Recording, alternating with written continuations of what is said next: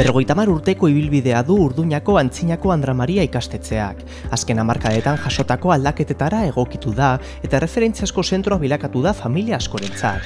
Ikastetxean oso ugariak baitira ikasle hoien seme-alabak.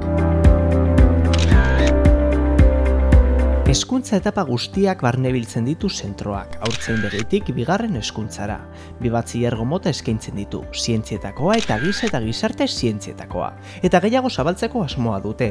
Plataforma anitzeko garapenerako goi mailako ziklo eskaintzeko asmoa baitute laster. Etorkizunerako aukera paregabea izango da hori. Batxilergoko eskaintzan aldiz, unibertsitatera goi mailako ziklo batera salto egiteko prestatzen dituzte ikasleak. Euskarazko baby titulua eta First edo Advanced azterketak egiteko aukera ere eskaintzen dute, Cambridge eskolarekin elkarlanean.